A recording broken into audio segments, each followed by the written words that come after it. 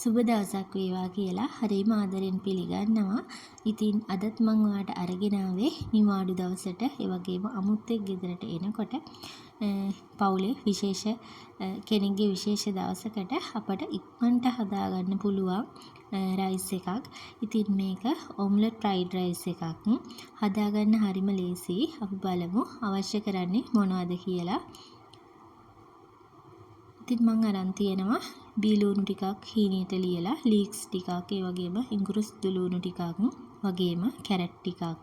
ඉතින් මම කැරට් ටික ග්‍රේට් කරලා තමයි අරන් තියෙන්නේ. ඒ වගේම බිත්තර 3ක් අරන් තියෙනවා.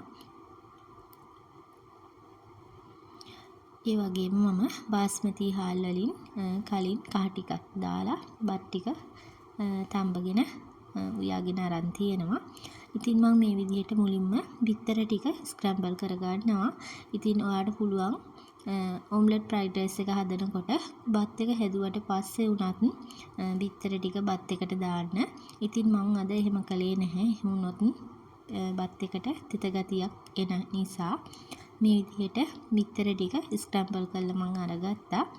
ඊට පස්සේ අපි රයිස් එක හදාගන්න භාජනයට තෙල් චුට්ටක් දාලා තෙල් ටික රත් වීගෙන එනකොට ඉඟුරු ටිකක් වගේම සුදු ලුණු ටිකක් කපාගත්ත බී ලුණු ටිකක් දාලා ටිකක් වෙලා හොඳින් තෙම්පරාදු කරගන්නවා. ඉතින් ඒකටම අපිට පුළුවන් ග්‍රේට් කරගත්ත කැරට් ටික එකතු කරගන්න. ඉතින් මම ගන්න බත්වල ප්‍රමාණයට ටිකක් වැඩියෙන් අද කැරට් ටිකක් එකතු කරගත්තා. එතකොට බත් එක හදලා ඉවරුනාම බත් එක හරිම ලස්සනට පේනවා. ඒ වගේම ලීක්ස් ටිකකුත් මේ විදිහට මම එකතු කරගන්නවා. ඉතින් අවසානයේට ලීක්ස් බත් එක හදලා ඉවරුනාට පස්සේ මම ලීක්ස් ටික එකතු කරගන්නවා. කොළ පාට හරියෙන් කපලා. ඉතින් මේ විදිහට කැරට් ලීක්ස් බීලුණු ටික එකතු කරලා ටිකක් වෙලා හොඳින් ටෙම්පරාදු වෙන්න දෙනවා. ඊට පස්සේ අවශ්‍ය ප්‍රමාණයට කෑලි මිරිස් කුඩු ටිකක් ඒ වගේම ලුණු ගම්බිරිස් අපි මේ විදිහට එකතු කරගන්නවා. ඉතින් ඔයා සැරට කන කෙනෙක් නම් ටිකක් වැඩියෙන් කෑලි මිරිස් කුඩු කෑලි මිරිස් එකතු කරගන්න පුළුවන්.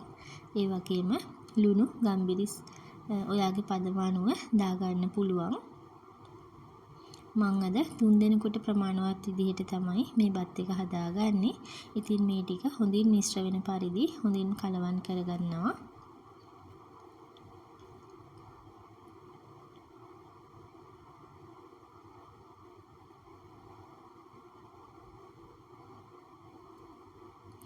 ඒ වගේම මේ වෙලාවේදී ස්ක්‍රැම්බල් කරගත්ත බිත්තර ටික අපි එකතු කරගන්නවා. එකතු කළා නැවතත් හැන්දෙන් හොඳින් කලවම් කරගන්නවා.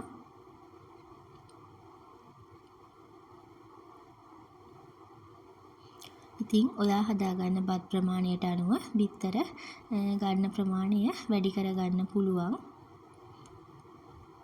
මේ විදිහට බිත්තර ටික එකතු කරගත්තට පස්සේ මම සෙසමි ඔයිල් ටිකක් ඔයිල් බින්දු කිහිපයක් මේ විදිහට එකතු කරගන්නවා. ඉතින් ෆ්‍රයිඩ් රයිස් එක හදලා අවසානයේදී සෙසමි ඔයිල් වලින් එන සුවඳ හරිම සුවඳවත් බවක් තමයි ලැබෙන්නේ බත් එකට.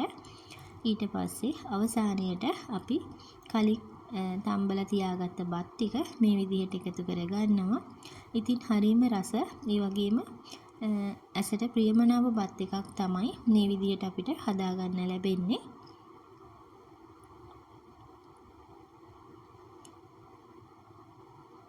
ඉතින් බත් ටිකක් දාලා හොඳින් කලවම් කරගන්නවා. අවසානයේට තමයි ලීක්ස් කොළ ටික උඩින් මේ විදිහට දාලා නැවතත් හොඳින් කලවම් කරගන්නේ. ඉතින් ෆ්‍රයිඩ් රයිස් එක හොඳට ෆ්‍රයි වෙන්න ලිපේම තියාගන්නවා. පියනකින් වහලා ඒ අතරේ අපි දාගත්ත ලීක්ස් ටිකත් හොඳින් ෆ්‍රයි වෙනවා.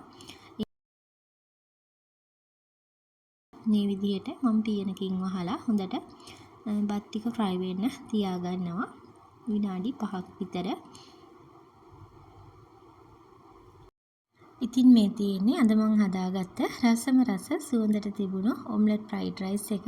ඔයත් අනිවාර්යයෙන්ම නිවාඩු දවසක හදලා රස බලන්න. ඉතින් වෙනද වගේම අදත් මගේ වීඩියෝ එකත් එක්ක එකතු වුණාට ඔයාට ගොඩාක් ස්තුතියි. මගේ වීඩියෝ එකට කැමති නම් ලයික් එකක් දාගෙනම යන්න. channel එක තවමත් subscribe කරලා නැත්නම් අනිවාර්යයෙන්ම channel එකත් subscribe කරගෙනම යන්න. එහෙනම් අදට ගිහිල්ලා එන්නම්. ඔයාට සුබ දවසක්.